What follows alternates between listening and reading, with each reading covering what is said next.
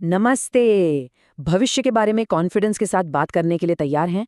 चलिए, आज English grammar के एक बहुत ही ज़रूरी हिस्से सिंपल फ्यूचर टेंस को एकदम पक्का कर लेते हैं।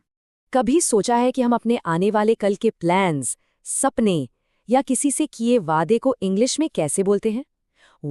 इसका जवाब एक खास टेंस में छिपा है और आज हम उसी को समझने वाले हैं। तो चलिए शुरू करते हैं। सबसे पहले ये समझते हैं कि आखिर ये सिंपल फ्यूचर टेंस है क्या चीज़ और ये इतना ज़रूरी क्यों है। बिल्कुल आसान शब्दों में कहे तो ये वो टूल है जिससे हम भविष्य में होने वाली किसी भी चीज़ के बारे में बात करते हैं, चाहे दोस्तों के साथ मूवी का प्लान हो या फिर अपने करियर का कोई बड़ा फैसला। अब देखिए, इस टेंस की सबसे अच्छी बात पता है क्या है? इसका फॉर्मूला बहुत ही आसान और पावरफुल है। इसे आप भविष्य के सेंटेंस बनाने वाला एक बिल्डिंग ब्लॉक समझ सकते हैं। ये रहा वो मैजिकल फॉर्मूला।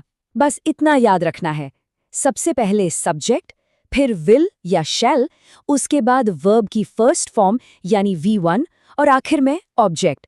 है ना एकदम सिंपल? देखिए कितना आसान है। आई हो गया हमारा सब्जेक्ट, विल हेल्पिंग वर्ब है, गो वर्ब की फर्स्ट फॉर्म और स्कूल हमारा ऑब्जेक्ट है। बस सेंटेंस तैयार। तो अब सबसे बड़ा सवाल, विल कब लगाएं और शैल कब? ये स्लाइड हमें एक छोटा सा आइडिया तो दे रही है, पर चलिए अब इन दोनों को थोड़ा और गहराई से समझते हैं। सबसे पहले बात करते हैं विल की। इसे आप फ्यूचर टेंस का सुपर हीरो समझ सकते हैं क्योंकि ये लगभग हर सिचुएशन में काम आता है। तो ये हैं विल की 4 मेन सुपर पावर्स। ये सभी सब्जेक्ट्स के साथ आराम से इस्तेमाल होता है और इसका यूज हम प्लान्स बताने, वादा करने और यहाँ तक कि भविष्यवाणी करने के लिए भी करते हैं। चलिए इसे एक्शन में देखते हैं। यहाँ पर विल का इस्तेमाल भविष्य के एक पक्के प्लान को बताने के लिए हुआ है। ये एक इरादा दिखा रहा है, जैसे हम कहते हैं मैं कल से पक्का पढ़ाई करूंगा। इस सेंटेंस में विल एक वादा या कमिटमेंट दिखा रहा है। ये एक मजबूत भरोसा देता है, जैसे मैं हमेशा तुम्हारे साथ खड़ा रहूंगा। और यहाँ विल का इस्तेमाल हुआ है एक भविष्यवाणी, मतलब प्रिडिक्शन करने के लिए। जब हमें लगता है कि कुछ होने वाला है, जैसे लगता है आज बारिश होगी। ठीक है, तो विल तो हम समझ गए। अब चलते हैं शैल की तरफ। शैल जो है वो थोड़ा फॉर्मल और ख़ास मौक़ों के लिए होता है। तो शैल का इस्तेमाल कब करना है? ये अक्सर सुझाव देने, कोई पक्का इरादा दिखाने या फिर फॉर्मल रूल्स बताने के लिए रिजर्व रहता है। घबराइए मत, एग्जाम्पल से सब क्लियर हो जाएगा। ये एक क्लासिक एग्जाम्पल है। यहाँ शैल का इस्तेमाल बहुत ही पोलाइटली एक सुझाव देने के लिए किया गया है ना? पूछने का एक अच्छा तरीका, क्या हम वॉक पर चलें? इस वाक्य में शैल सिर्फ एक इरादे से कहीं ज्यादा है। ये एक दृढ़ संकल्प, एक मजबूत डिटर्मिनेशन को दिखाता है। हम इस मुश्किल से पार पा लेंगे।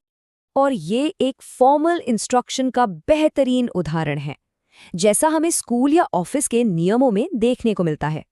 सभी स्टूडेंट्स यूनिफॉर्म पहनेंगे। बहुत बढ़िया। तो अब जब हम विल और शैल को अच्छे से समझ गए हैं, तो चलिए अब जासूस बनते हैं और सीखते हैं कि सेंटेंस में सिंपल फ्यूचर टेंस को पहचानना कैसे है। देखिए, अक्सर टुमारो, नेक्स्ट वीक, सून जैसे शब्द हमें इशारा देते हैं कि बात भविष्य की हो रही है। ये हमारे लिए छोटे छोटे सुराग हैं, जैसे मैं तुमसे कल मिलूंगा। लेकिन सबसे पक्का तरीका ये है, अगर किसी भी सेंटेंस में विल या शैल के ठीक बाद वर्ब की फर्स्ट फॉर्म यानी V1 दिखे, तो बस समझ जाइए कि वो सिंपल फ्यूचर टेंस ही है। ये सबसे ज़रूरी टिप है। तो आज की पूरी बातचीत का निचोड़ ये है, जब हम दोस्तों से या नॉर्मल बातचीत कर रहे हों तो विल का इस्तेमाल करना सबसे सेफ और नेचुरल है। शैल को आप खास मौक़ों, फॉर्मल राइटिंग या सुझावों के लिए बचा कर रख सकते हैं। हमने भविष्य की बात करना तो सीख लिया, लेकिन यह हमें एक बड़े दिलचस्प सवाल पर छोड़ जाता है। जो कल बीत गया उसकी कहानियां सुनाने के लिए ग्रामर के कौन से नियम हैं? सोचिएगा ज़रूर।